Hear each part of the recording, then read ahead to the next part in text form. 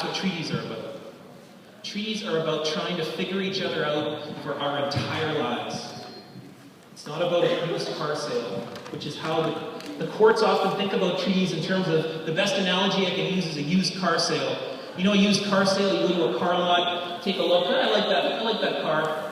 It's got a few 100,000 kilometers on it, but I think I'll take it. Take some money, drive away, never talk to the person again. And that's how the courts want to interpret. That's how Canada wants to interpret treaties. But time and time again, taking Canada to court, we've said no, treaties are more than that because they're about around us. They're about a continual process of figuring each other out forever. This is the numbered treaties that go throughout Canada. I invite you to each read one of them. They're all available online. Take a look at each one of them. The Indian Act, however, standardizes all the treaties. So that what was negotiated in Treaty 8, for example, and what was negotiated in Treaty 1 has to be standardized because the Indian Act makes Indians the same all throughout the country. There's lots of other things to be saying about treaties, but I wanted to show you this for a second. This is a treaty medal. Now this treaty medal has lots of different parts to it, but I want to say one thing before I get into talking about what the First Nations, ideas around treaties are. See this setting sun over here? Or this rising sun? Is the sun rising or setting? Because for one side, treaties were seen as opportunities. There were times when the sun was rising, when it was going to be a beautiful, bright, sunny day of opportunity. But for another side, they saw treaties as a lowering sun. A sun of endings. A sun of darkness is coming. And that's an important thing to think about because in a treaty there's always two perspectives. And what I'm going to tell you, what I did tell you, is the first perspective, I think, of the setting sun, which I think Canada is often interpreted. And then the first part is I'm going to tell you about the First Nations idea of treaties. And my brother's in the back there wants to ask a question. Were they made in peace? Often made under duress. No, often under duress. Time, as I showed Nelsie about time. So.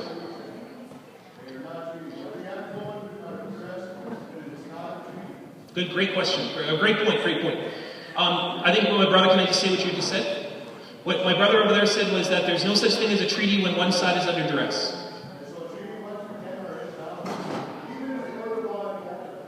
Absolutely. Okay, well I'm going to talk a little bit about even treaties that were thousands of years before that, so just give me 1 minute there to explain these ones. So.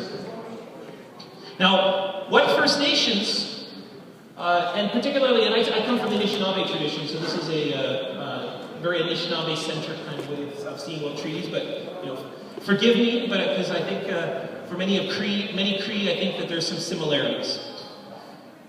Treaties for thousands of years. We have made treaties all the way back to the very first moment of creation. And I'm going to just tell you for a very brief version of a very quick story. When Gije Manado looked down into creation at the very beginning, after hearing that sound, receiving that vision, and began to make segments of creation, Gije Manado, and forgive me for using he, but it's a genderless being, it's a great mystery. But he created the stars, and the sun, and the moon, and the earth, and the water, and the plants, and the animals, and so on, and created all of these things separately. Every single part of creation had a place. And what was the very last part of creation created? Yes. Human beings. And human beings were created the most humbly. They were created with an incredible amount of time and consideration. And when Gije Manado looked down, he said, called all of the beings to creation together. And he said, we have these last set of beings which are coming to creation, and will anyone take care of them? Will anyone help them? Because they are so humble, and they need so much help, that these human beings need assistance, they need help. And who are the beings that offer to take care of human beings and give them their skins, give them food, give them territories to live? The animals. The animals were the beings that then gave that first gift to Anishinaabe, that first gift to human beings. And the animals offered to take care of us. And when those animals gave us those gifts of their bodies, and they gave the gifts of those furs, they said, you have to carry our names. Because when I give you these gifts, when we give you these gifts, you have to give the gift back. That's the rule of a gift. Whether it be in North End and you go to somebody's house and they give you a cup of coffee, and you sit with them and you give them the gift of your time and you give them the gift of a story, that's the gift of a treaty. The gift of a treaty is I give you a gift, you give me a gift, and that gift had better be reciprocal, which is what my brother back there is talking about. My brother back there is talking about how those gifts were never equal. And those gifts of those number treaties, I think on one side were hoped to be equal, but whether they were or not, I think is definitely concerned. I'm going to get right back to you there, my friend. Those animals said you have to carry those clans, and that was the gift of those dodems. The gift of those dodems is that you would carry those animals. So when I spoke at the beginning, I spoke about Namagoshin Dodem, Rainbow Trout Clan, and that my job as a Rainbow Trout Clan member is to respect and look to those rainbow trout, which are giving me gifts of not just food, of not just, I guess not clothing, but of those gifts of lessons of life. So I have to look to those rainbow trout to understand my own relationship to the earth. In the way that many Mukwa clan, those bear clan, your job is to look to those bears and see what those bears are doing. And those bears can teach you everything you need to know. Those bears mark those trees, eh? Those bears will even write to you. They will write to you and they will explain to you things. Those bears also will teach you when they're sleeping about how they use their body. Those bears will also, when they're sick, find those medicines and they will teach you. In the same way that those martens will teach you. In the same way that those hoof clan will teach you. All of those things, and that's why we carry those clans, because every single part of looking at those clans, those animals, they are still teaching us. They can teach us everything we need to know about ourselves. They can teach us everything we need to know about how we're going to operate as a community. And that's what that clan system is, because the clan system was not just a way of government, it was a way of life. It was our relationship, and going all the way back to the creation of ourselves. It was the connection of us into the world. It was what enabled us to survive and to thrive. And that's what that clan system was, and it still is. Because even tonight, we were talking, my brother was talking when he was doing that ceremony, he was talking about those clans. He was asking for those clans to come and sit with us and to hear our work tonight. We also signed using those clans. And those clans were interconnected. Those chiefs were asked in the United States one time, in Wisconsin, they were asked, who are you as a community? And they signed using their clans. But notice, how did they sign connecting those clans? Through their eyes, through their breath, through their motion. And that when you sign with one clan, you sign using them all.